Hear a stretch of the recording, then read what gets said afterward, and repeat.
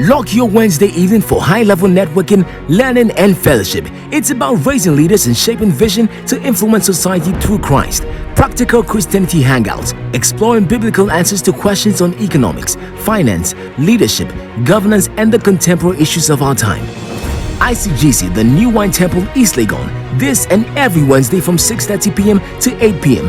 Pre-event networking and snacks begins from 5:30 p.m. Prepare to be pace setters in your family, ministry, business, finance, profession, governance, and your social life. Practical Christianity Hangouts. Join us this Wednesday evening and bring a friend.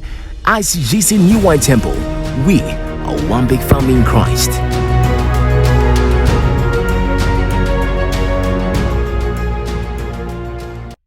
In the next 90 minutes, we're going to have wonderful time together, so prep yourself to engage and connect with our facilitators as they bless us with experiences that we need to be equipped for the job that we have to do.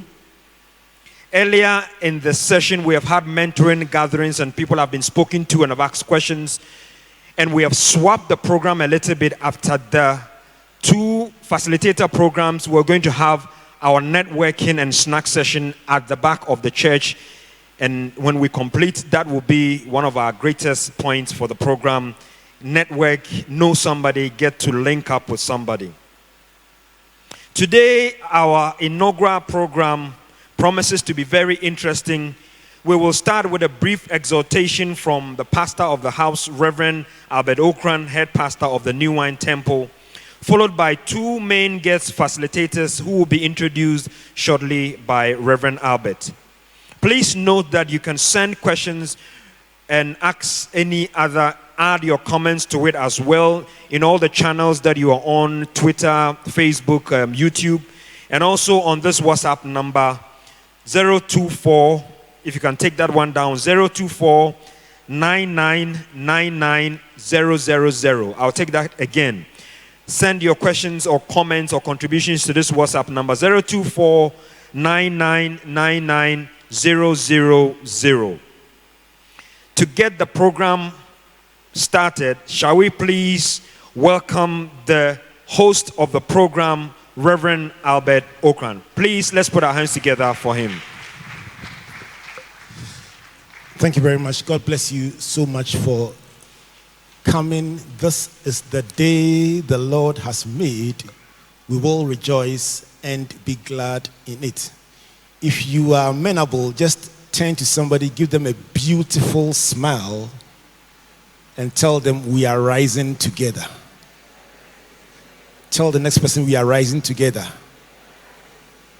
Tell the person a year from now, 2 years from now, 5 years from now, you will be on the front page of Newsweek magazine because of your achievements.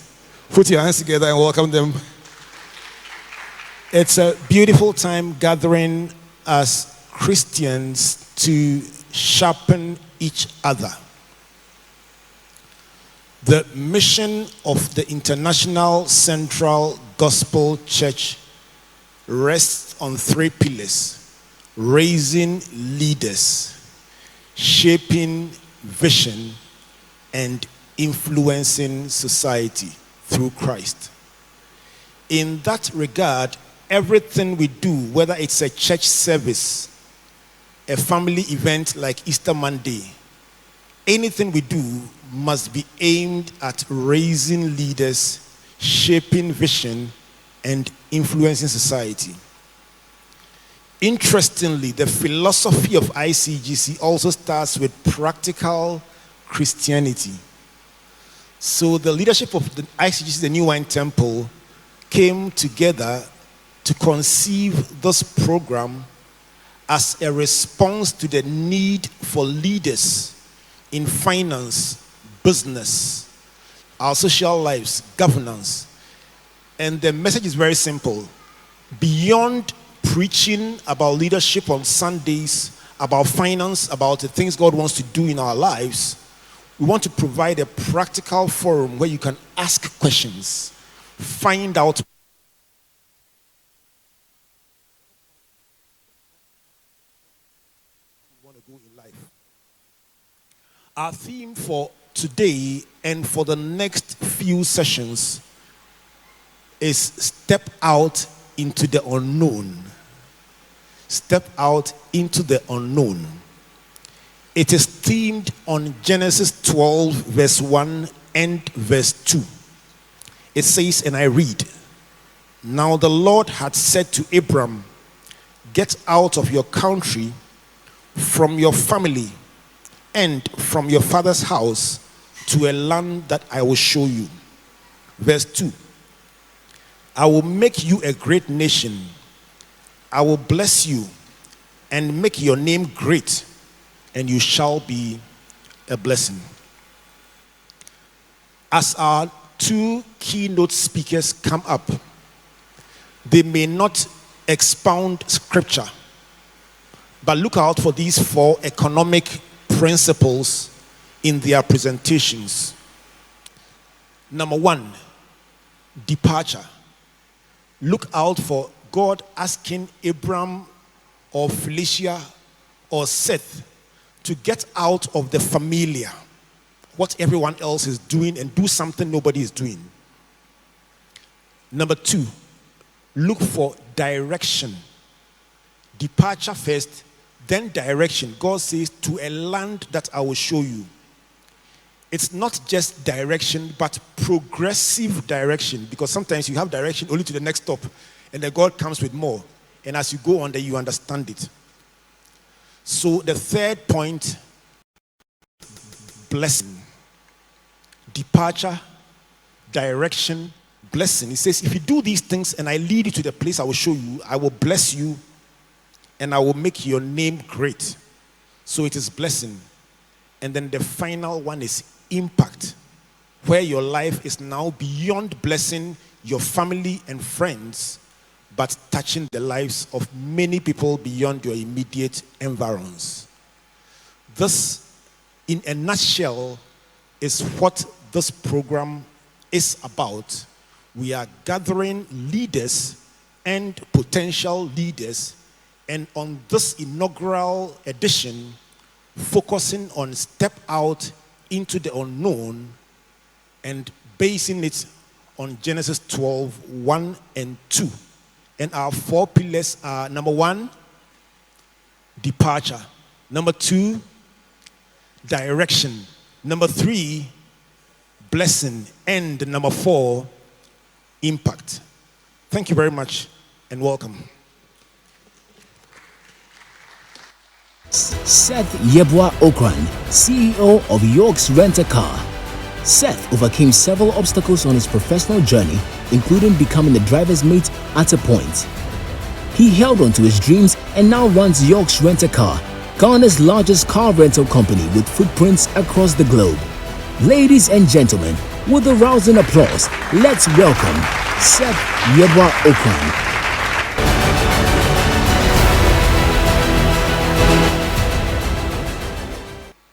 Good evening to you all, and I'm very happy to be here this evening.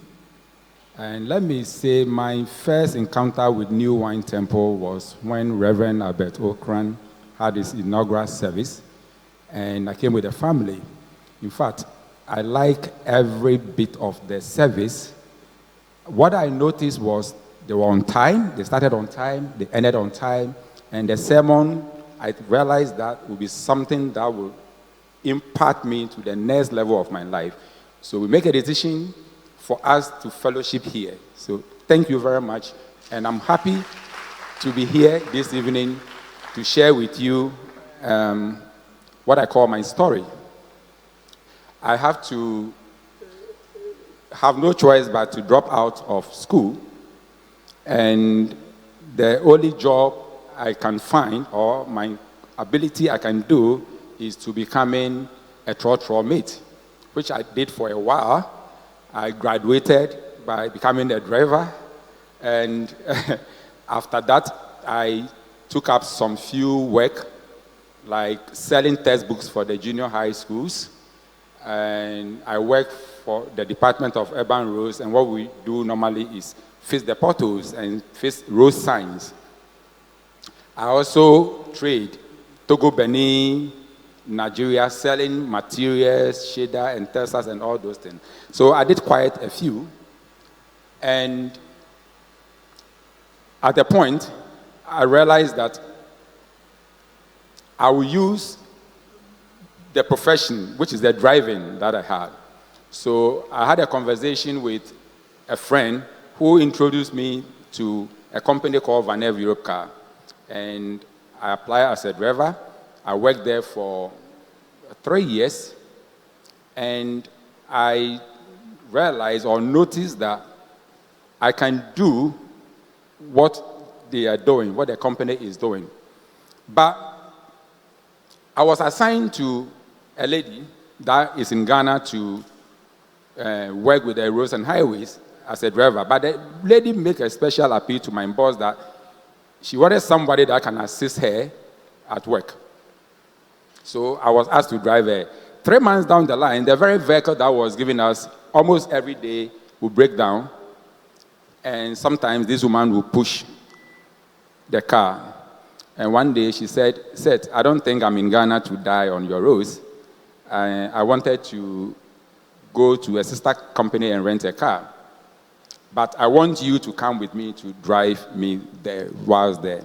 And I said, well, let me think about it and give you the feedback. So the next day, I pondered over it, and there's a voice, my intuition said, tell Louise that I'll buy the car and you rent for me. So I went and said, Louise, I will buy the car and you rent for me. And she smiled and said, what? I'll be going on holidays. By the time I'm back and you have your car set, I'll rent from you, like a joke. That became a challenge for me to look for a car. I come around Accra. At the time, all my life savings was, then it was 5 million. Now you can say 500 Ghana cedis. And to a particular garage, I saw a particular car that I think there's something in me that I like this car. The owner said it's priced at 1,500 and I have only 500 cedis. So I told him that, listen, register the car in your name, come with me to my house, somebody will guarantee for me, I'm giving you 2 months. If I'm not able to pay, keep my money, take your car. And he said I should give him a possessed checks. I don't have a checkbook at the time. So he sent somebody to come and check where I was. And everybody said, oh, Seth, if he said he will pay you, he will pay you. You know, so I got my first car, and Louise came, and that became Yoks Rent-A-Car.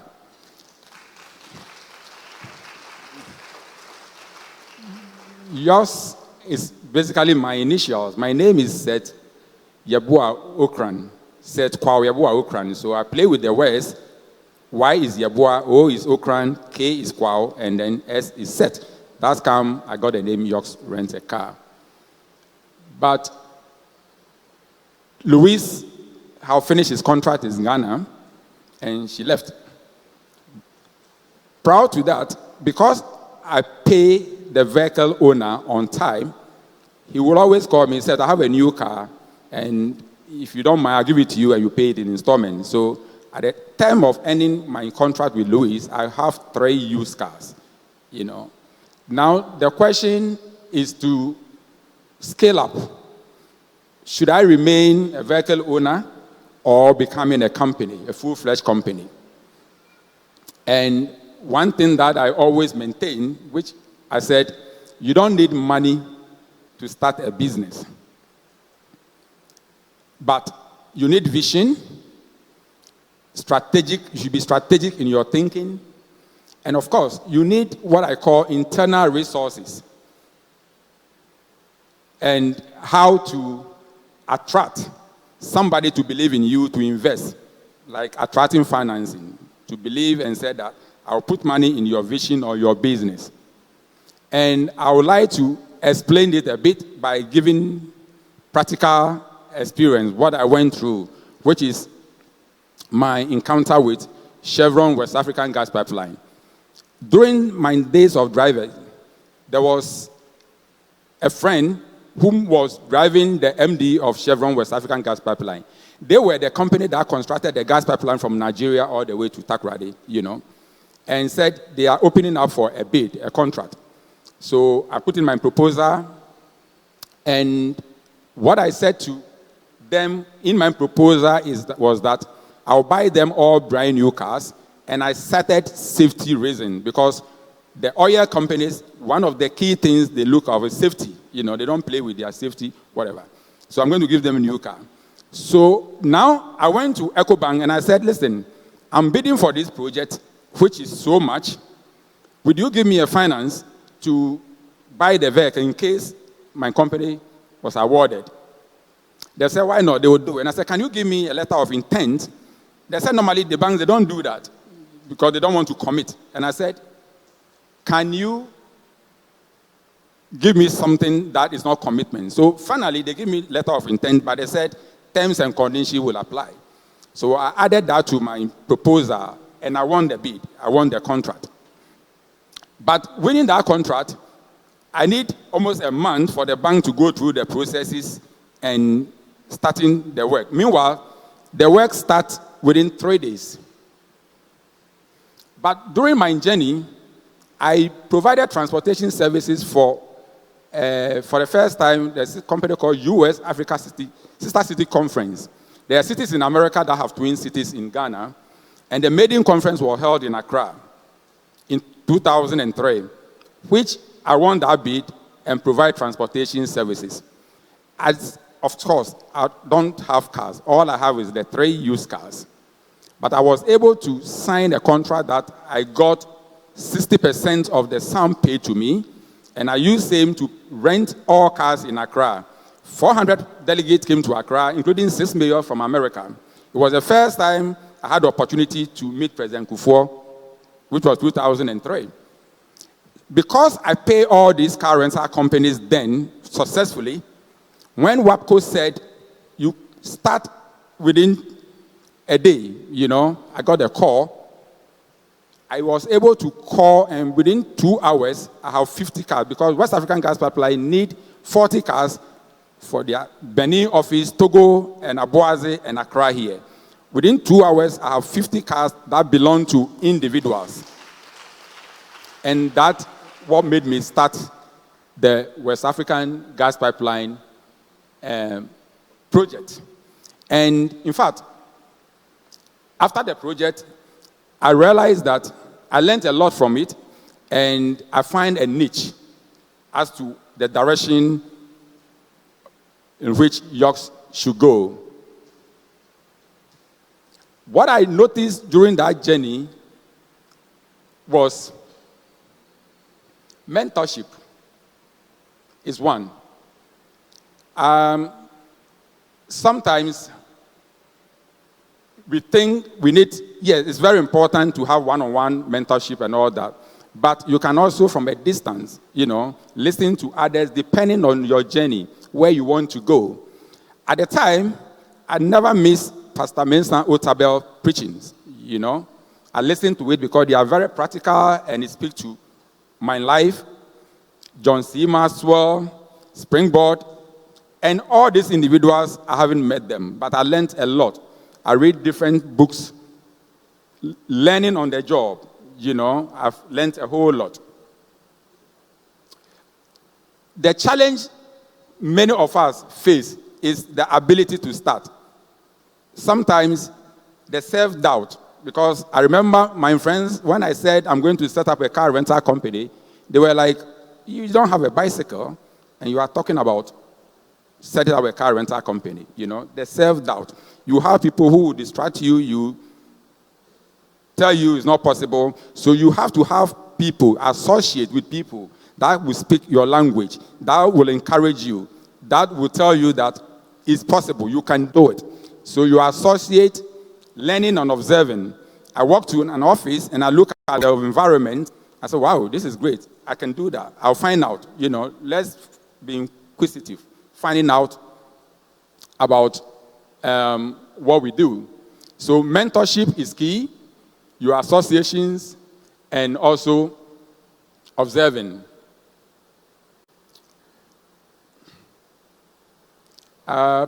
I call it perfectly nothing done.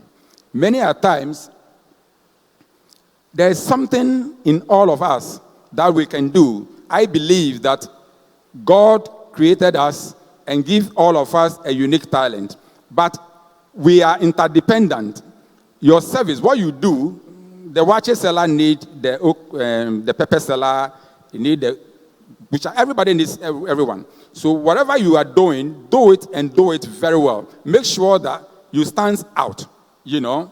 Once you stand out, word of mouth, people come and experience it, because when you start, you may not have money to have a marketing manager and all these people, but your service could speak for you. People will use it and they will tell another people. The important thing also is that the structures. You have to have structures, because the challenge we face is when you start, maybe you have only 5 customers, so you can handle them. But as you are good and people believing in you and they're coming, you have about 100 customers. You cannot alone handle all these people. So you have to think of structures, systems in place that will help you drive that vision. But the challenge here is that you see the vision you have. Nobody else does. So sometimes, how do you communicate that vision? You go to the bank or your family member or friend, you want him to help you, but you are unable to articulate what you really want to do. It's not clear. It's like they won't help you. So we should be clear in our vision, and we should put systems and structures in place that will help us grow. And of course, human capital is key, you know, those you hire. Talking about planning and preparation, you know, I say that many a times opportunities don't come to those who seize it. I was the first person to conceive the idea, because many a time you have an idea before you realize another person is doing the same thing, and you think, I was the first person that thought about that.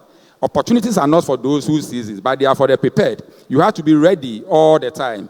Every day you wake up, going out, ask yourself, am I okay? Because you don't know who you're going to meet out there. You know, that day, that will be your angel. That will bring that transformation. So you must be clear and identify what you want in life. Because if not, you will be everywhere without focusing on one thing.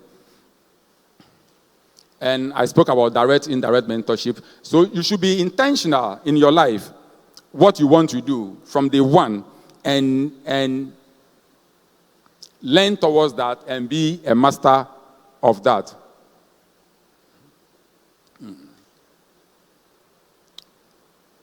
Faith and business. I remember during the COVID, I had 137 workers in all, and we had the news that there's going to be a shutdown. I work a lot with my intuitions, and it will help if you are prayerful and you believe in God, in what you do. God reveals himself all the time through our intuitions. So there's a voice say that let half of this team goes home. And when I call, we have a meeting, and I said, I'm going to let 70 of you go, but I don't know how long this is going to take, but no matter what it is, we will face it, and I'll call you back. It's the word I said to them. In fact, I find myself in court and all that, because some say wrongful terminations and all that. But I believe strongly that the Lord will do it. I believe that we will come back again. In fact, we were shut down for almost 7 months without working. All the cars are parked on the sand, having dashboard cracks and all that. But the Lord was good, you know. And after, in September, when the airport was open, it took another 2-3 months before we start putting ourselves. And today, as I speak, most of the workers that I sent them home, I have called them back to join the team. I always maintain that there are angels on assignment every day, everywhere. It's like magnet. It takes another magnet to connect and they come together. Same way, if you have good intention, the business you are doing, like I said, God created us for us to be interdependent. So I look at it like it's a service to God. And I'm doing it to serve people, you know, God always have a way of putting people that comes your way. And I remember I was taken to court. It was my first time. And I didn't even go with a lawyer because I didn't know the nuances of court. And the judge, I spoke. And in fact, the judge granted everything that I said. But he said something that it should be justified with surety. And a lawyer stood out from the audience and said, "My lord, I want to speak on my behalf." And he spoke. In fact, the judge granted our request. I didn't know him from anywhere. After the session, I walked to him and he introduced himself as Nibi Ayibonte. He was MPP, Ododo, you know. And these are examples I call they are angels, because he could see the honesty of what I was saying. The truth is what I was saying. So there are angels everywhere that they are ever ready to help you achieve your dream. So don't be afraid, or don't be afraid to start anything. I will conclude by saying life is about progress, but not survival. I started within the transport value chain. I started as a trotro mate. Today, as I stand here, I am the president of the Car Rental Association of Ghana and have arguably the best and the leading car rental company in Ghana. You become on the outside what you believe in you. So we should be positive in our thinking. The challenge we face all the time is self-doubt. We doubt our abilities, what we can do and what we cannot do. So believe in yourself and be positive in your thinking. Thank you very much.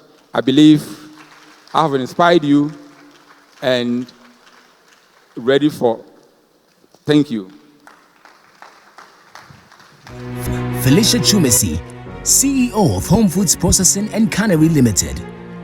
Felicia stepped into unknown territories as a KNUST graduate when she conceived Homefoods Processing and Cannery on a kitchen table in 2005. Today, almost 28 years later, Homefoods is a multiple award winner and a market leader in agribusiness processing with an intricate cooperative system supporting over 5,000 women in outgrower schemes across the farming belt in Ghana. Ladies and gentlemen, with a rousing applause, let's welcome Felicia Twumasi.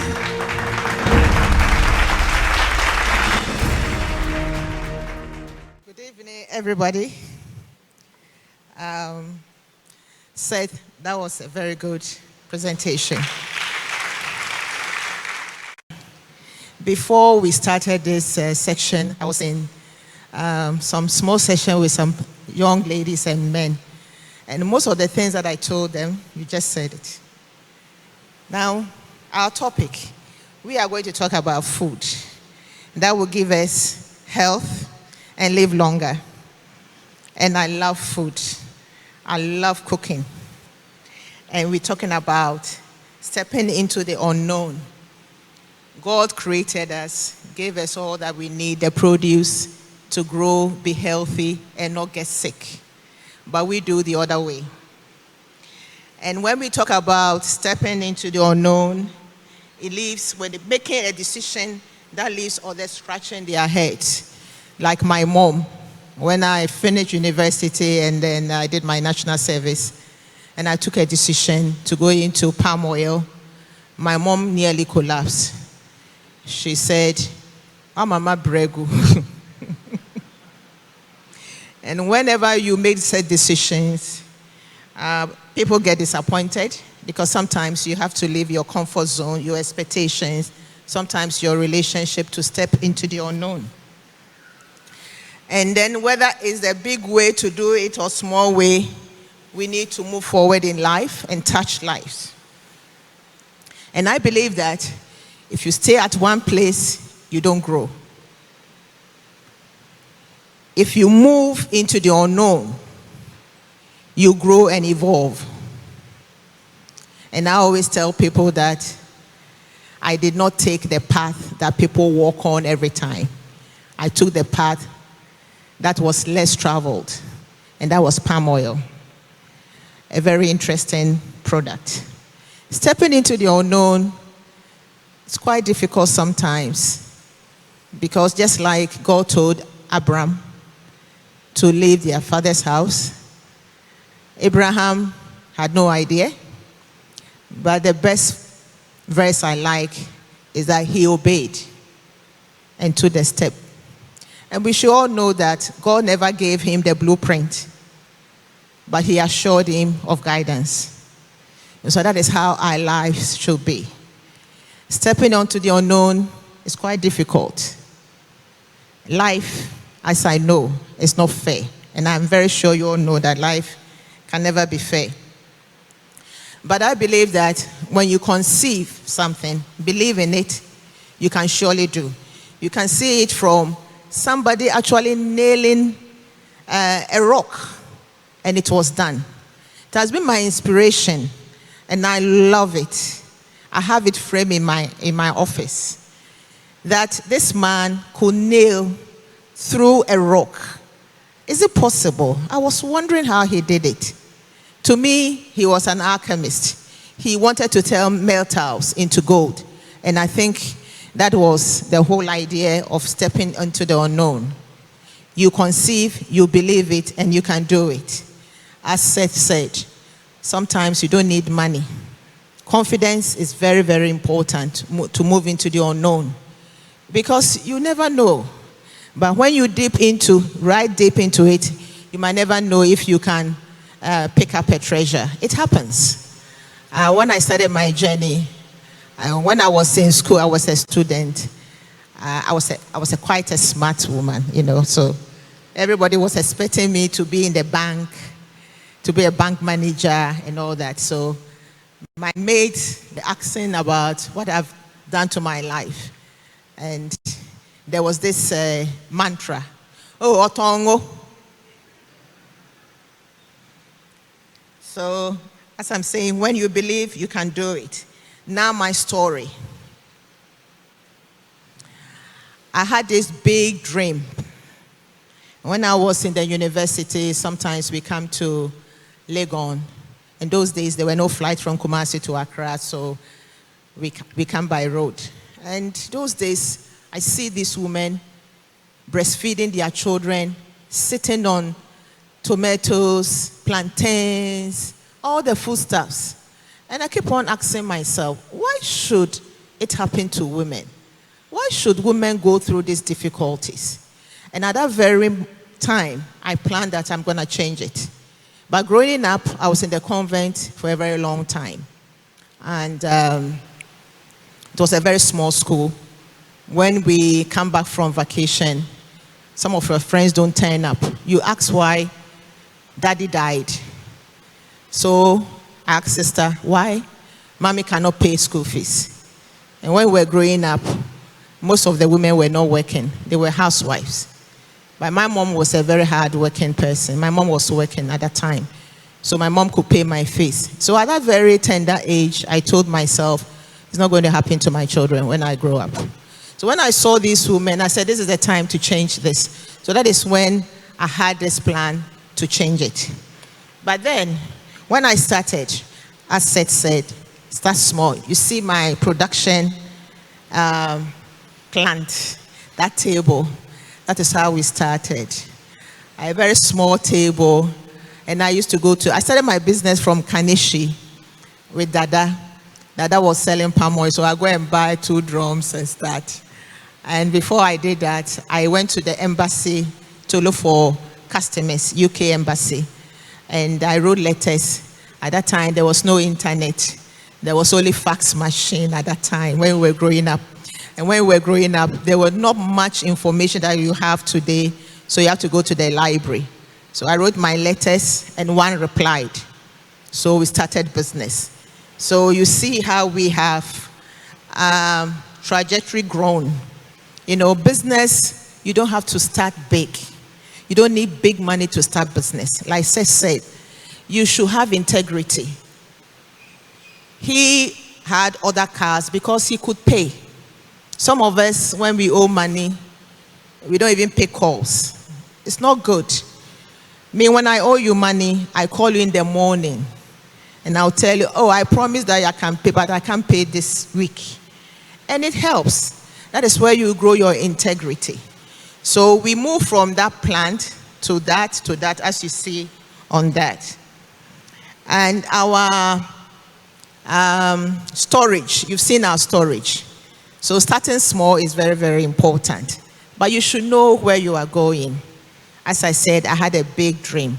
My dream was to create and build and establish a full giant company by starting on my kitchen table. Can you believe this? Starting on my kitchen table. I had a dream, a big one. And since I believe in myself, and as Christians, I'm not bragging, but when I grew up in the convent, that's where I developed my virtues and values. I became very, very strong in spiritual things. So I pray a lot. I ask for directions. And as Pastor Ocran said, as Christians, we have to be very pragmatic. You can't be staying in church and praying all the time without working. God is not coming in to help you. He's not going to bring you manna. It will never happen. When you believe in yourself, you plan, you have confidence, integrity counts a lot. Especially being in business, you should realize that without customers, you don't have business.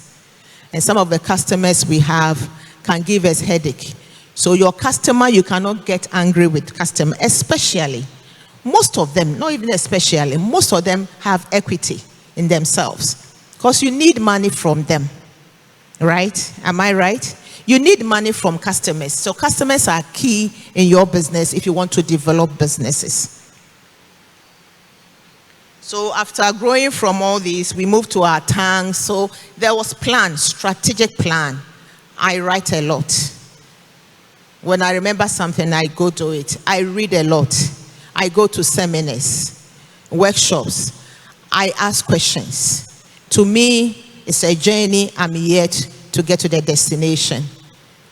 I've still not gotten to the destination. You need to learn a lot, especially now. The world has changed. When we were growing up, a lot of things, even 7 years ago, things were not like what we are experiencing now. And come November this year, everything just tumbled, Seth, like you did. And during the COVID, as he said, food business was quite good. It wasn't like what is the essential businesses. But then we had a lot of issues with our supply chain. You need a supply chain. My farmers could not come over. Neither do we also have the opportunity to go to them as much as we can. We used to go there every day in a week. During the COVID, we have to do that once a week. Because on the road, whether you are in food business or not, there were a lot of hustling from the authorities. It wasn't easy. And letting some people go home was very difficult. With me, I couldn't afford it. We have to let them stay around because the nature of our work, which is food, we have a lot of farmers, and definitely we feed more than 5,000. And there were a lot of struggles. Our customers in Europe were not ordering, and even if they did, the ship comes in and they have to test everybody on board. And so sometimes you have a very crazy captain coming in, they just move the ship. It was quite difficult. So you need also to prepare for hard times in business. It can not always be roses. You know, sometimes some people are given a whole lot of roses and they don't see anything except thorns. Some of us were given just a small seed, and definitely you can grow it. Life, as I keep on saying, is not fair. And it needs you to know what you want, to focus on a lot of things that you want to do, to plan. And especially women, you don't compare yourself to other women. It will never, never, never benefit you. You should like what or appreciate what God has given you, do your plans and move on in life. It's very, very important. You know, our vision is there. You can read it, objectives, and then what will be done well is impacting society. It's very, very important, as Seth said. When you run a business and you don't impact society, and it's me, money, it will not help you. And there's a lot of issues that you can go through, because most of us, when we go into business, it's making money for ourselves. Am I right or wrong? When I started, I had the same mindset. But fortunately, when I started working with a woman, I realized that life is different altogether. And I learned so much from them. Very, very smart women. Because they've been in business for a very long time, except that they didn't know they were in business. And they are very street smart too. You need that. And then our journey, as I'm telling you, the journey has been not smooth. Business, when you are in business, don't think everything will be smooth forever. The journey has been very, very difficult. Thinking about creating a whole food empire, which we were very close to do when there was this Sudan 4 issue on palm oil, and then the European Union banned the palm oil export. And that was very, very difficult for my company. At that time, we just started growing. And with business, as I'm saying, you need to have partnership before the money comes. If we didn't have partnership with our customers abroad, we would have been in big trouble. At that time, we were the only big, medium company running such business, agribusiness. The other ones were Unilever and Nestle. They had their standardization and all that. We didn't. At that time, we didn't have a food scientist. We didn't have a lab. We just buy, pack, and go and sell. You see our production. Then the company was chosen as one of the victims of this Sudan 4. But when they tested our oil, we didn't have any Sudan 4. I didn't even know the meaning of Sudan 4 at that time. But here we are. They descended a whole team from Europe to come to our company, test our oil, go to the villages, assemble all the women. It wasn't easy. We lost a lot of money. And that was the first time I owned the bank. I was like, no, this cannot happen.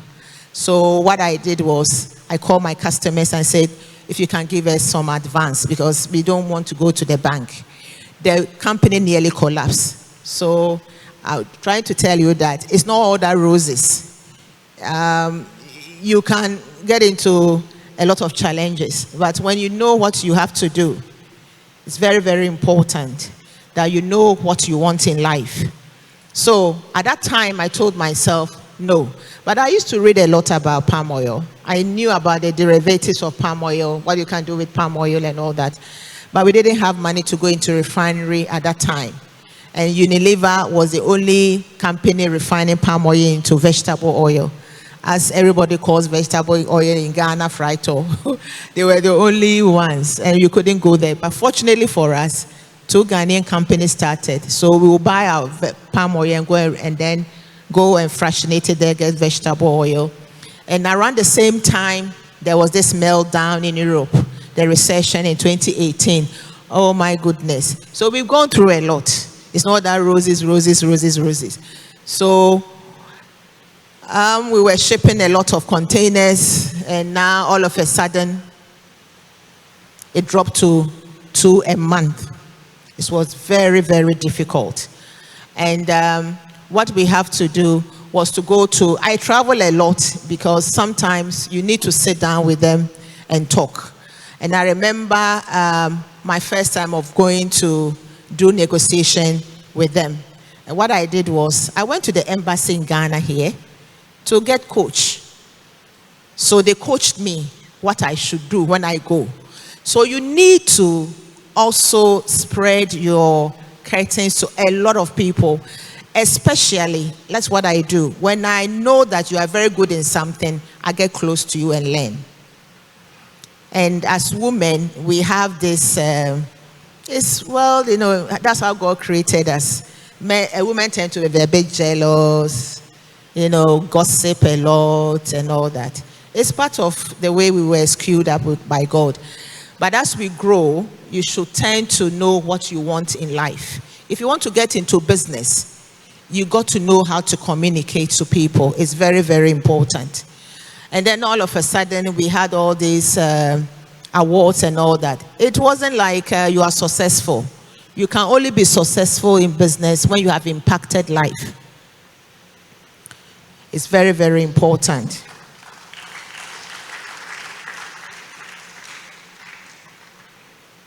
So now we've grown, and then I couldn't run the business again. Naturally, I'm a strategist. I'm not a manager. If I manage you today, you leave. Because the mistake I make is I think people should be as smart as me, which is wrong. And I also believe that you do strategies and you need implementers. You cannot strategize and implement at the same time. That is where you need academicians. So now you need your management team, which we have done. You need your labs, because now all of it, I think 8 years ago, the white people started eating red palm oil. So now they are in there. As a matter of fact, when we are shipping, a EU staff will come to my office, take sample. But those days, you know, there was no lab. We just pack and send and then sell.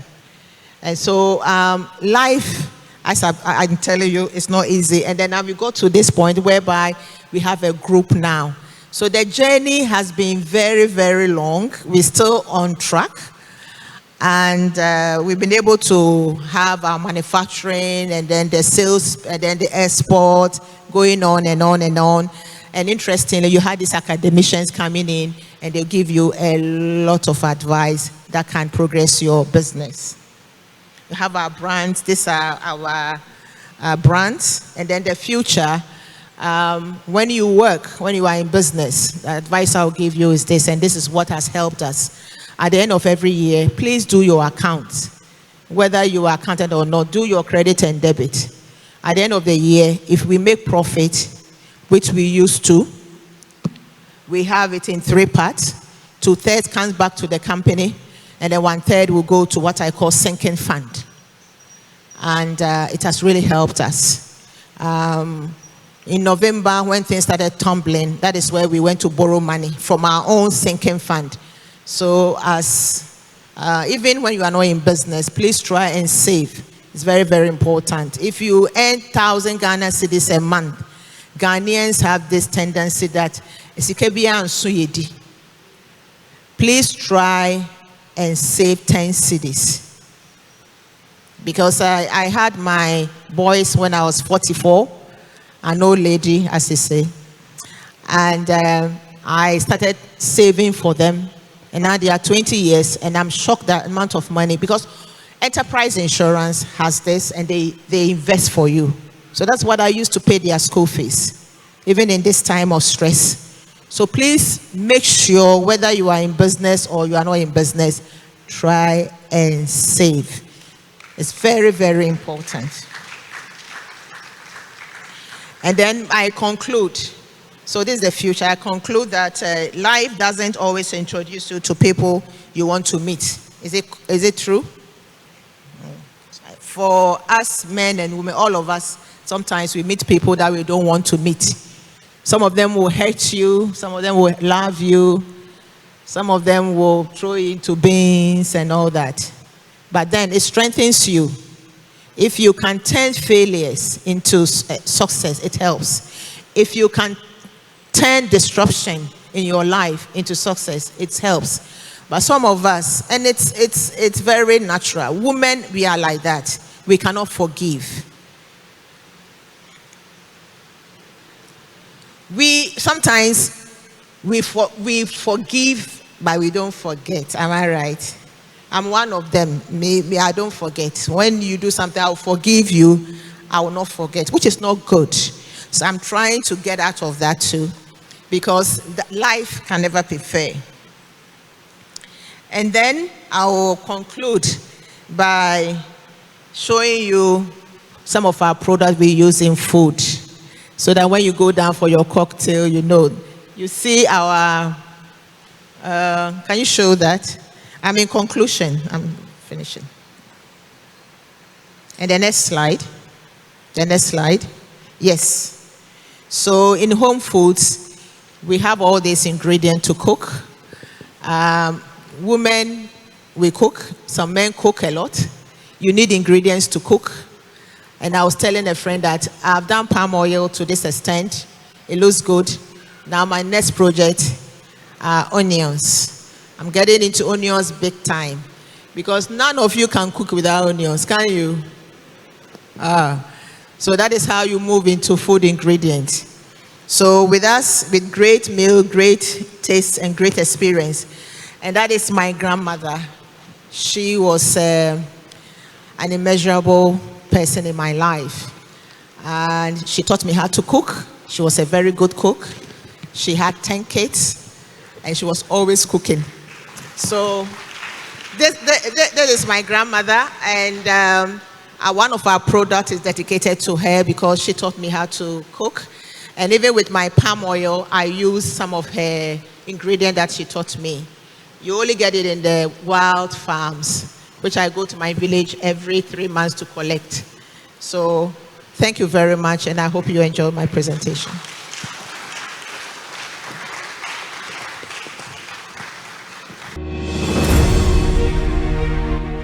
Lock your Wednesday evening for high-level networking, learning, and fellowship. It's about raising leaders and shaping vision to influence society through Christ.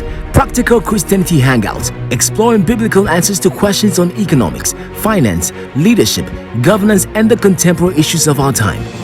ICGC, the New Wine Temple, East Legon. This and every Wednesday from 6:30 p.m. to 8 p.m. Pre-event networking and snacks begins from 5:30 p.m. Prepare to be pace-setters in your family, ministry, business, finance, profession, governance, and your social life. Practical Christianity Hangouts. Join us this Wednesday evening and bring a friend. ICGC New Wine Temple. We are one big family in Christ.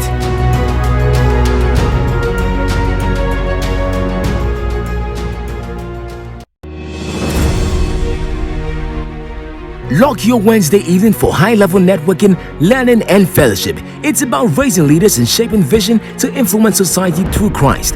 Practical Christianity Hangouts, exploring biblical answers to questions on economics, finance, leadership, governance, and the contemporary issues of our time.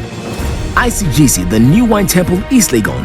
This and every Wednesday from 6:30 p.m. to 8 p.m. Pre-event networking and snacks begins from 5:30 p.m. Prepare to be pace-setters in your family, ministry, business, finance, profession, governance, and your social life. Practical Christianity Hangouts. Join us this Wednesday evening and bring a friend. ICGC New Wine Temple. We are one big family in Christ. Welcome once again to ICGC, the New Wine Temple. If you are joining us here in person or joining us all over the world, let your applause reflect your appreciation for these two wonderful, wonderful people. Listening to them, it was almost like they had gone for rehearsal. Do you agree? How many of you heard anything on departure? Let me see by hand. Departure, direction, blessing, and impact. One more time. Seth Yeboah Ocran and Felicia Twumasi. Let's put our hands together for them. So before we field your questions, I have some of the resource persons who will be joining us in subsequent weeks present here. I have a number of them, but let me start by asking to give us a wave. Mr. Kwame Mantiao, let's wave, give us a wave. Put your hands together for him. He will be taking us in the next couple of weeks. Mr. Kofi Dadzi, founder of Rankard Solutions. Put your hands together for him. Kofi, let them see you. Kofi likes hiding. All right. I have here Madam Carol Annan. Let them see you. Carol, thank you so much for coming. I have MOG Music in the house. MOG, let them see you. Thank you very much. So what I'm going to do before we even go to our question time is give Emoji a minute. Tell us, in the area of music, did you have to also step out into the unknown, and how did it feel? Just a minute before we get into the questions. After that, we'll hear from Carol Annan also on her perspective. I mean, thank you very much for the opportunity. Yes, I had to do same. I wanted to produce very good music, but I didn't have the capital for it. So I went in the name of integrity. I spoke to the producers, the top producers in Ghana. My name is Nana Yeboah. I want to do ABCD. I first of all built a relationship with them over time and told them this is what I want to do. However, I don't have the money. But when they do the album for me and I launch the album, I'll pay them.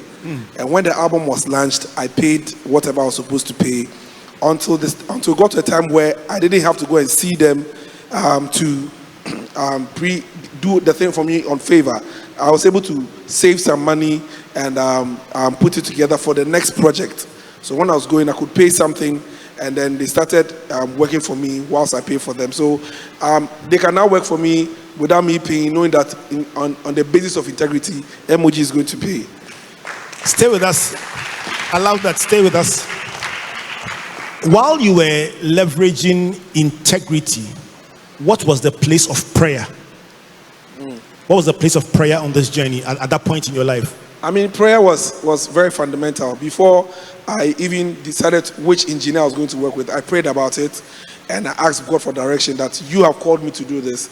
I need direction. How can I bring it out? One scripture that always kept me alive is, David said, I will not give unto God that which should not cost me. So if the thing is going to cost me, once it's costing me, I must give it at the right place, so that what is costing me will not be waste. So I prayed about it to get the right producers, and God gave me an idea of people that I can work with. And we built a relationship over time, and we started working on it. You know what? I'm just advertising ahead of time. We'll do a very big show on Christian entertainment, the arts, music, and event planning. And Emoji will be one of our speakers. Emoji, stay there. Seth, Emoji, stay with us. Let me come to you, Seth. So, Seth, here is somebody who, like you, did not have the capital, but had the Christian discipline and the integrity. So he goes to the producer and says, typically I must put the money down up front, but I don't have it. What I have is my integrity. How do you flash that against your experience in buying the car and in asking for equity that you did not have? Let's hear from you the similarity. Thank you very much. Yes, I can identify with that. I believe that you should be clear in your vision.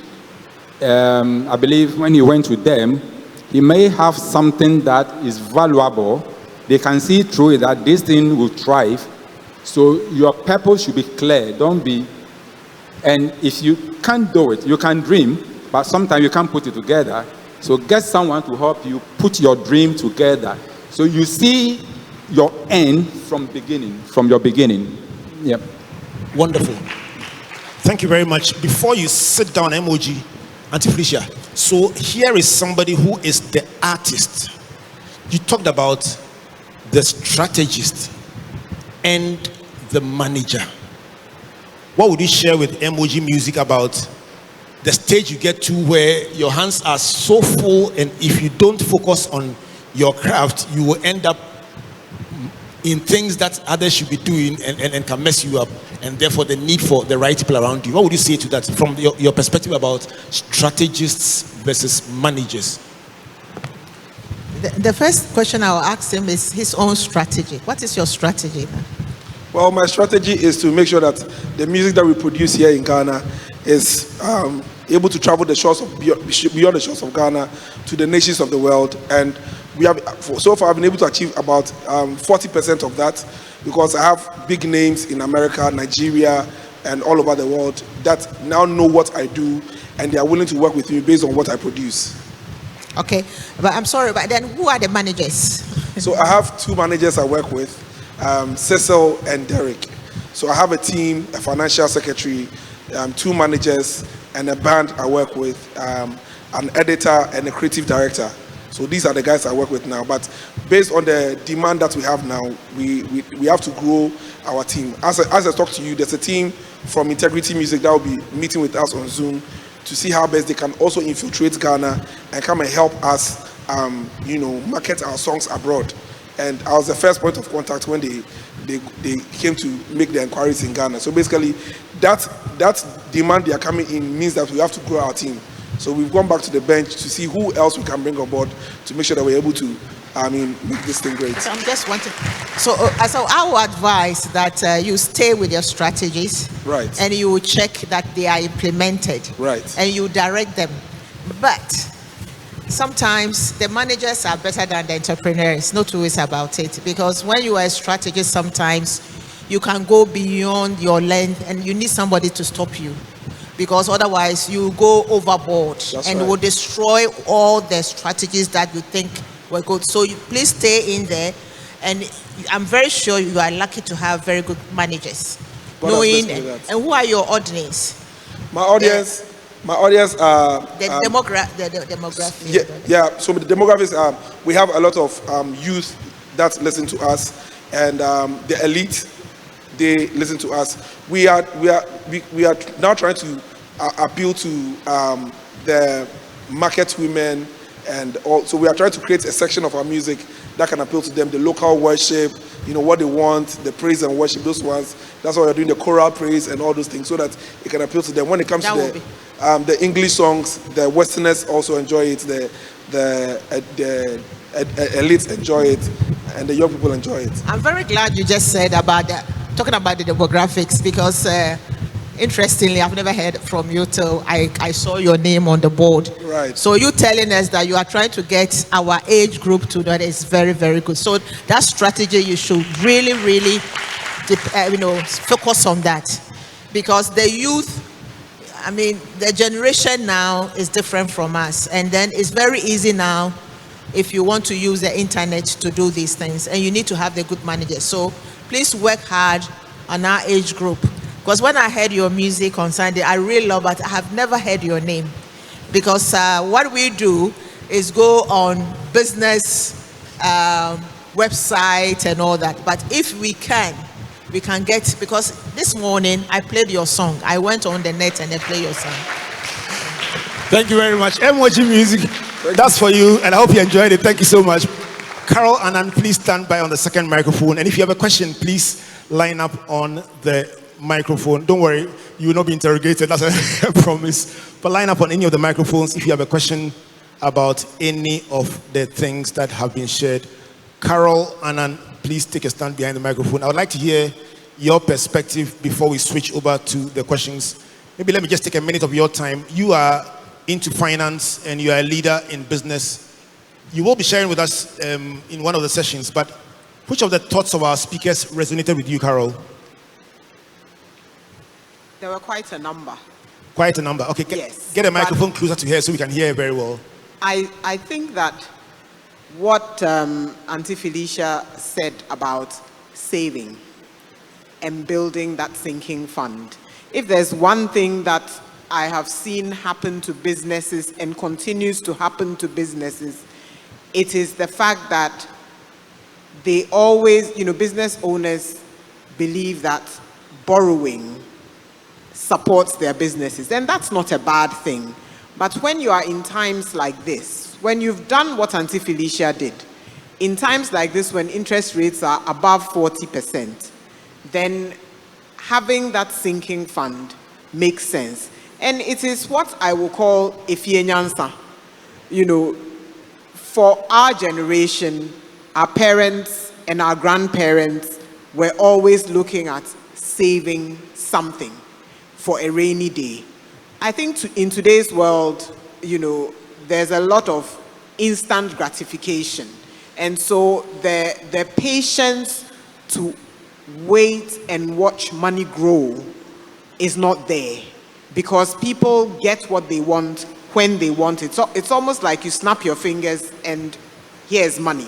So we have probably lost some of the respect that we should have for money and the value of money, and we take it for granted. And it's in difficult times like this that we realize that we could have prevented some of the hardship we're going through. And this is not it's not only happening to individuals, but it's happening to us as a country. So it's, wisdom that we need not only to imbibe, but to practice. That's what I would say. Before you take a seat, Carol, you've been a fund manager of one of the largest funds in this country over the years. What has been your experience with people coming back to tell you, listen, I put in so little, but it has been able to help me change my life and that of my family? Have you had those kinds of interactions with ordinary people that change their lives by a savings culture? Oh, absolutely. Creating and building the Teachers Fund, which is for teachers paid by the government. So they are not the most highly paid teachers, but the commitment to set aside a small, it was when they started, it was 10 cedis. And 10 cedis is what, like 1 peswa or something, or 0.1 of a peswa today. And growing that to where they are today, where the fund it has over 3 billion in assets under management, then it tells you that little drops of water indeed make a mighty ocean. So if we start today and we start small, and I encourage all the young people here, just do it and don't think about it. In 10 years' time, I guarantee you, your jaw will drop at how much you have been able to put aside. Thank you very much, Carol. And when you see Carol on the billboard or on the poster, we are going to talk about money and how little drops of water can make a mighty ocean. Let's take your questions now for Seth and for Felicia. Starting with you, Daniel. Your first name and your question. Keep it very brief for us. All right. My name is Daniel, and my first question goes to Auntie Felicia. The question is, how do you venture into an unfamiliar career path when there are so many other things that you could do? So many what? How do you venture into unfamiliar career path when there are so many other things that you could do? And for Uncle Seth, my question is, how do you deal with the fact that your friends look down on your living based on the work you do? How do you deal with that? Thank you, Daniel. Thank you very much. You got a question? He says to Auntie Felicia, he says, and hold on, I'll let him take his question before you answer all three. Okay. So the question to Madam Felicia, how do you venture into unfamiliar career paths when obviously as a KNUST graduate, there were other things you could have done? Then after that, the question to Seth is, how do you deal with the fact that friends and family who know you will look down on what you are doing at the time and say it is not, that kind of speaks to both of you in a sense, but it's not a glamorous job. Let me take your question and then you can sit down, Daniel. Let me take your question and then we'll answer all three. Your question. My name is Jacob Tego. Okay. And my first question goes to Mr. Seth. You talked about how to start with your ambitions and how you have started with your ambitions and ideas due to where you have worked. Today, you are enlightening me on how I can start business with or without a capital, but with a strategy. I want to ask that the year you caught this revelation, was there any competition that there is now? And I also want to know that if I also want to become who you are now or more than that, what is your advice for me as we are in a new, more challenging world? Is there a way for me to make it in the way you have already made? And I believe that this is a particular way you will direct me to. Thank you. And that's to Seth. Okay. That's to Mr. Seth. And you have another one? This question goes to both of them. You're talking like an examiner. Okay, you drop your question and then you can sit down. My question to both of them is, do you create an opportunity for young people like myself to learn from you and start with your guidance? Also, as I believe you have dominated the market, will you help make an opportunity for us to have partnership with people around the world, although you did not have that before? Thank you very much. Jacob, nice question. Thank you very much. Let's clap for Daniel and Jacob. All right, so we'll take them devote a minute to each of them. Let me start with Auntie Felicia. Okay. So Daniel is asking, why do you venture into palm oil when with your degree from KNUST, there were other career paths you could have pursued? That's a very interesting question. I think it was passion, inspiration, and then probably when growing up and seeing my friends dropping out of school and thinking that their mothers could not take care of them also really inspired me. But as he said, why not other jobs? I told you that when I saw these women on trucks with food going bad, that's when I decided to do that. And I think it's part of my character. I'm quite a very firm and formidable character to the extent that sometimes it becomes my weakness. Sometimes I'm too strong and it becomes my weakness. So as he said, everybody was surprised that I'm not dealing with farmers. And that is where I didn't understand. Are they not human beings? They provide us food. And I always wanted to get into something that everybody eats. As a matter of fact, I didn't tell you that, but when I was growing up, I told myself that by the age of 10, that was quite very ambitious, I'll be a millionaire. I told my mom, and I remember writing it down and striking it. I said, Mommy, can you count the million? She said, no. And I said, I will be a millionaire at the age of 10. But knowing that when you go and work in the office and civil service, I knew I was not going to make it. And even when I was in university, I was born a business. Maybe it was in me. When I was in university, during the Rollins time that they closed the university, I was going to Lagos to bring things to sell every time. I was working after school. I was working with Bank for Housing. And one day I was late and I was fired. So when I got fired, I told myself, why don't I continue doing my own business? And that's what happened. But I actually started working in the bank, but I got fired. So I have to find a place to do. Thank you very much. Let me go to Seth and to the question about shame. I think I like the scripture that says about Jesus Christ that he endured the cross and despised the shame and now sits at the right hand side of God. But Daniel wants to know how you dealt with the shame of people who know you, who will say, but how can you be doing this for a living? I was able to handle it because like I said earlier, I can see my future that is so bright, and I have thought through it carefully, and I know one day they will come to me and say, we are sorry, which happened. So always, if you are not clear on where you are going, you easily get distracted on the way. Anything anyone says can sway you, but once you are convinced, you pray over it, and you know you have the abilities and capability to do it, you keep focused, and that rather become a challenge for you to keep giving up your best, because you are not living for them, you're living for yourself, and you know where you are going. So don't allow those within your surroundings to say things that will distract you. So that is how I handle it, because I know very well that I'll get there. Yeah. Thank you very much. Let me take a minute to acknowledge all those who are watching us online and friends of New Wine acknowledging us online and giving us all as the young people say, morale. Special greetings to you, Reverend Eric Hermeku. Thanks for joining us online and giving us your support. Reverend Albert K. Oting, all the way from Takoradi, says opportunities for the prepared, and life is about progress and not just survival.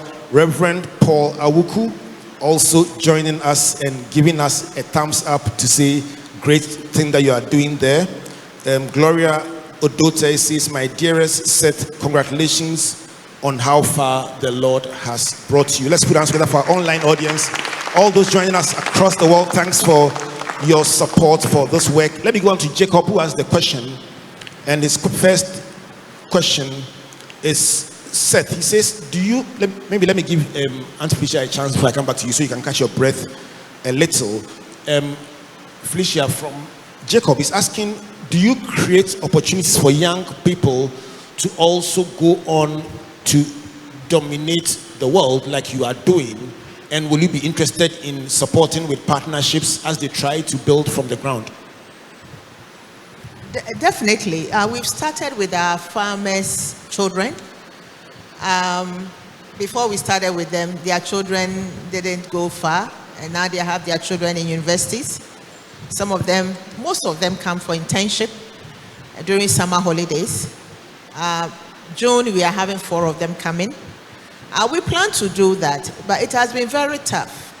We started our corporate social responsibility by doing that, and we had a very nasty experience. So what I told myself was, you need somebody, a manager, to manage this kind of thing. I cannot do it myself, but I thought I could do it.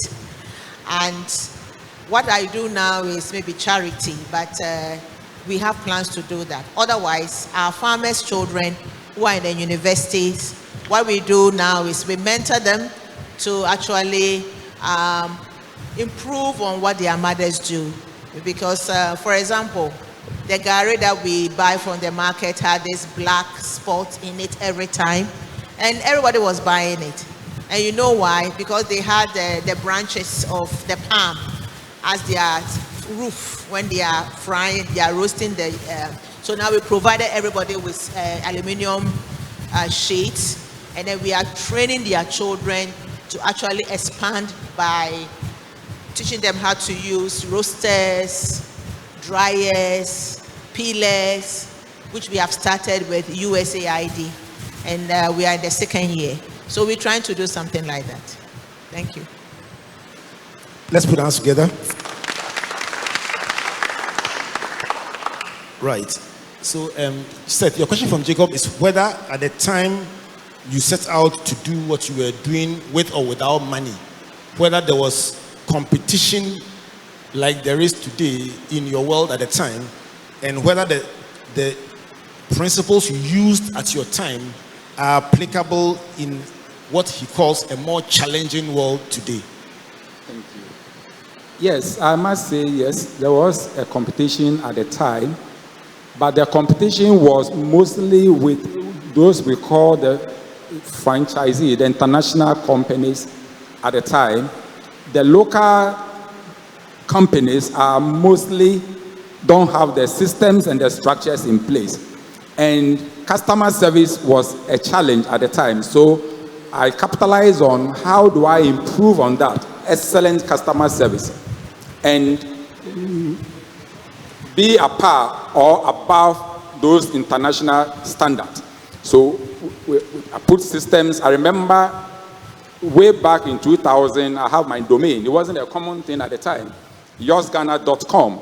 So any of my workers we don't use Yahoo or Gmail. Branding, I branded myself very well. I have a website, I have all that. So my goal was to be a par or above the international standard. So yes, there was competition, but I set myself up to be ahead of the competition. And in fact, I hear people saying that if you don't buy franchising is that the Europeans have built a brand, so you pay them money and use their name. I said, no, I can build a local brand that will be a par with them. I was told at the time that you can't win this international whatever, but we break all those odds. We win big contracts. We have 16 awards to our credit, Recent 2019, I was invited to the Buckingham Palace. All these things says to the excellent customer service that we provide. So the gap then that I saw was customer service needs, which we solved that niche. Thank you. Let's put our hands together. Last question from you, and right after you, please, Mr. Kwame, I'll stand by to answer this question that has been asked online. Ebenezer Nkansa is asking, how do I help myself to build my company at the expense of living a luxury life now? It's a 1-minute answer from you, Mr. Kwame Mantiao, to end. And then Mr. Kofi Dazi, when we are ending, you will give us a 1 minute on the role of technology in all these conversations. So let me do 2 things, and then I'll allow the last 2 questions, and we'll have 1 minute each to answer them. And then I'll go to Seth Kwame Mantiao first, and then Kofi Dazi. Let me acknowledge 2 more of our speakers who are in the building. Sam Ocran, Deputy Group Managing Director of Star Assurance. Sam, please stand up, let them see you. Sam likes to hide, but please, let's put our hands together for Sam Ocran. And then all the way from London, Kwame Opoku-Ado. Kwame is based in London, and he's an agripreneur in the Eastern region here in Ghana. So Kwame will be joining us in one of these weeks to share his thoughts in our session.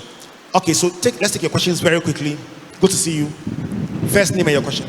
Okay, thank you. I am Legon. So my question is a general question to all of them. I want to know, if you get the opportunity to replay your life, which area of business would you consider? And second question... let me give you only one so we can close on time. Regan, one question. Replay. I'll remember the question. Thank you very much. God bless you. Last question, Kwabena. My name is Kwabena. My question goes to Auntie Felicia. Come closer, please. My question goes to Auntie Felicia. How difficult or easy to acquire FDA, GSA, or other certification to enable a local company to export their products to the EU, US, or the aftermarket? Thank you very much. His question is about certification. Okay, so let's have Kofi Dazi and Kwame Mantiao standing by on our 2 mics. Let me start with you, Seth. His question is about replay. If you had to replay your life, which area of business would you go into? Seth Yeboah Ocran. I think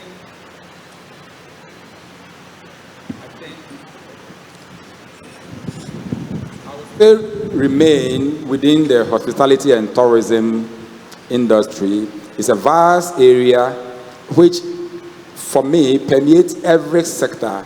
It's a way of living, movement of people, housing them, hospitality is a way of living. So I would rather expand, which of course yours is expanding to other areas like accommodations and also for. I want to touch quickly on the mentorship thing. Get ready for that, yeah.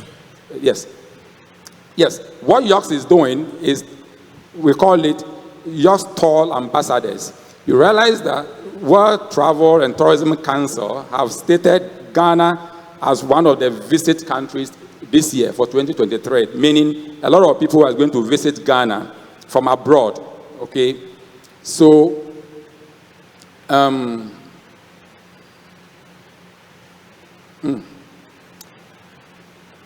lot of people are going to visit here. So what Yoks is doing is that over 2 decades, we buy brand new cars, use it 3 years or 4, and sell it. We're now going to give these cars, instead of selling it, giving it to the youth, especially the graduates, and train them on how to handle customers, like a tour guiding. So the vehicle is given to them to work and pay. In that, we create an opportunity for them to learn. After 3 years, they will pay and own this vehicle. They may choose to stay with us or go independent, So we're going to groom them within this 3 years period as they were driving. At Yoks, we don't use the word drivers. We said operational assistant, because they do more than just driving a vehicle. So this is one thing that we are giving to society. And also, we also want you to make some money. So individuals that have cars, now we have allowed, you can register with us and you earn your revenue at the end of the day.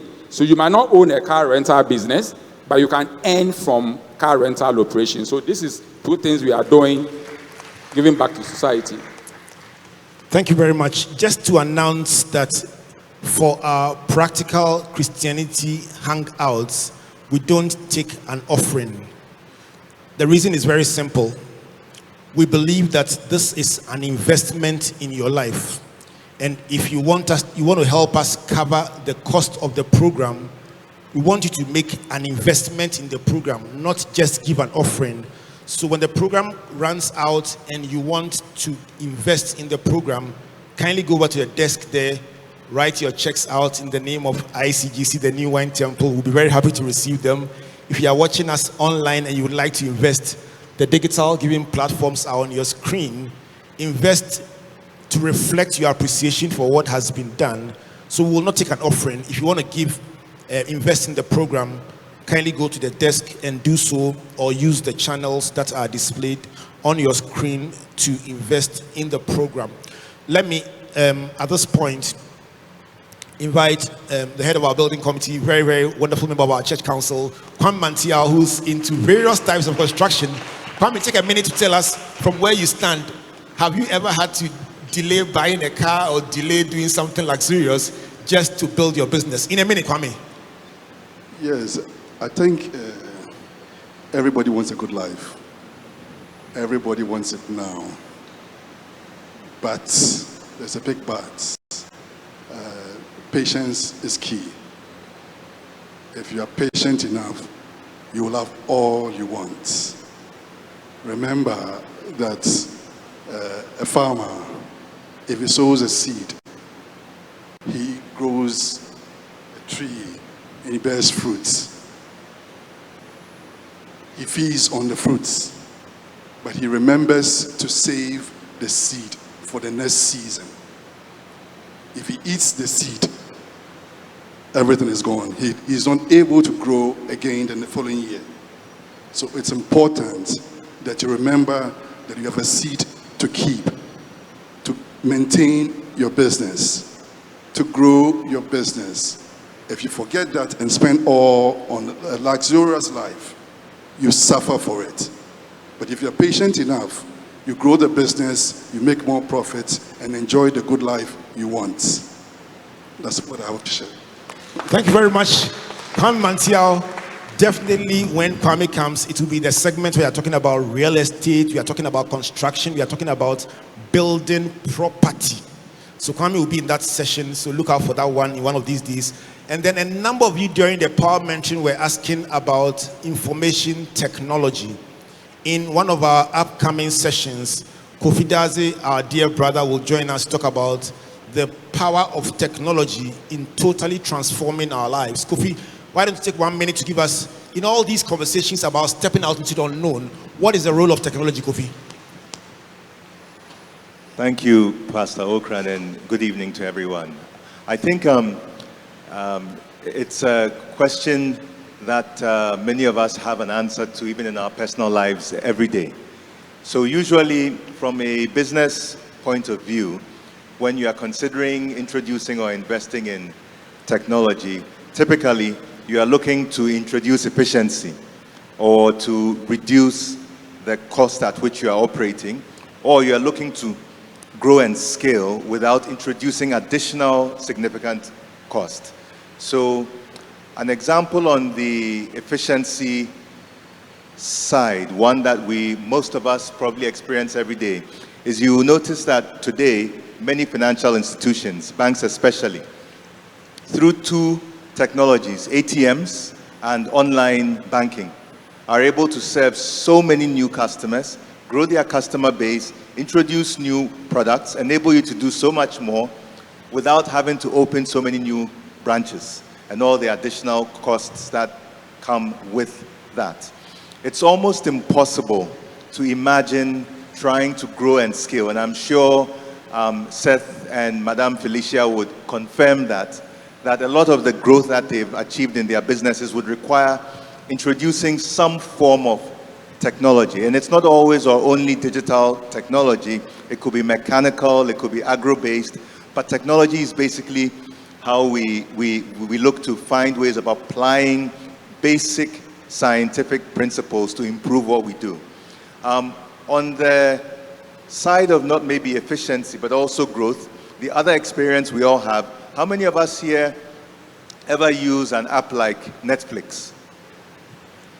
So for many of us, prior to having access to that, If you wanted that kind of TV content, you would go and install a dish on your house. You would get a physical set box also installed, and you'd be paying a very high fee every month. So look at the way, with the introduction of technology, somebody you've never met, a company you've never seen physically, is able to come into your homes, on your phones, be with you everywhere, and take over such a significant aspect of your lives every day. In all the different ideas we have as people who run businesses or want to run businesses, sometimes what you do entirely is based on your ability to consider what technology can do to really drive new innovation. And I think these are the two ways in which one can think about technology. How can you scale, reach new customers without incurring significant new costs? Or how can you introduce a whole new category, whole new set of opportunities, which before may have taken a lot of physical infrastructure? I'm sure Seth thinks quite a bit about the high end of a business like Uber, even though that aspect isn't in Ghana yet, and how you can use technology to introduce some of the things he offers. And I'm sure he's thinking about that next wave of what technology can do in that space as well. So thank you very much. Thank you very much, Kofi Dazi. I'd like to say a big thank you one more time to Felicia Twumasi and Seth Yeboah Ocran. We will take a minute with your permission because it's time to close, but Kwabna's question on certification has not been answered. So 1 extra minute, and Felicia, speak to that. Kwabna, it's you need to go there. FDA, GSA, and Standard Board, they are very inefficient, so you need to be there. It takes too much time. FDA, I don't know, but you need to be there and do the certification. And then now you are lucky, go online and check which certification you need for that particular country you want to export. Then you can start. But you need to start now. Some of them take 1 year, 6 months, and 3 months. Thank you very much. Why don't you put our hands together for Seth Yeboah Ocran, CEO of Yoks Rent-A-Car, and Madam Felicia Twumasi, CEO of Homefoods. Let's show our love for them for what has been a very insightful session. Let's thank all our resource persons that joined us from the audience to share their thoughts. Thank you so much. And then finally, the loudest round of applause. First, for those of you here in person, let's hear it for you. And then a bigger one for all those joining us across the various continents of the world. Let's show some love to them. If you are watching us online, you can clap in the comment section. If you have been blessed, you can share your thoughts with us about how this has been a blessing to you online. And when we close, just swing by our investment center, and also the channels will be on your screen to invest in the Practical Christianity Hangouts. Next week will be very huge right here. Make a date. Tell somebody I'll see you. Especially you. Deacon Edward Akins, take a couple of minutes to bring us a closing reminder and a prayer. Our host, thank you very much, all of you who joined us from 500 Ghana cedis, no checkbook, but only attitude to back it. From tabletop production to automated manufacturing. Let's put our hands together again for our panelists. So like Reverend said, please, if you want to support us, please, there's a desk out there. Sign us a check and let's continue doing this for God's sake. Next week is going to be wonderful. 5 p.m. come and let's do the mentoring and networking session. From here, we all gather at the other side of a church. We're going to have some more networking and snacks as well. Stay and connect. Know somebody. Share your card with somebody, and it will be a blessing unto you. Shall we please pray? Before we pray, I made a promise I must keep to give out a set of books today. Yes. So to all those who put your registration slip in the box, please bring the wonderful box upstage. We have 3 books we call the Executive Collection. So Auntie Felicia is a very impartial selector. So Auntie Felicia, put your hand in this box. Anyone whose name comes up, can I have the set of books, please? Oh, lovely. Please take it out of the box, the gift bag, so they see that it is real. So a set of 3 books to give away. Auntie Felicia, just open it and read the name that picked it, and that person gets to win a set of 3 books, 1,001 tips for an outstanding life, speak like a professional, and 101 keys to achievement and fulfillment. The winner is Ike Onyiwa Obi. All right, so Ike is one of our mentors. Ike, this is yours. Put your Auntie hands Felicia, together for Ike. This is free and fair. So Ike, come up stage. Oh, come on, rejoice with him. Next week is will be your turn. So I come up stage and receive your 3 books just for writing your name and putting it in the. Yeah, it's just wonderful. Yeah, God is real. Let's put our hands together for Ike. Who knows? Next week it might be Accra, London, Accra. You may never know. All right. Deacon Aikins, over to you. All right, shall we pray? Heavenly Father, we thank you. You brought us here for a purpose. It has been achieved. We thank you by the power of the Holy Spirit, walking with us, sharing wisdom with us, and blessing us with it to keep. May our living here be exceptional. May we live with something to start with, and may we step into the unknown. Thank you, Father. In Jesus' name we have prayed with thanksgiving. Amen.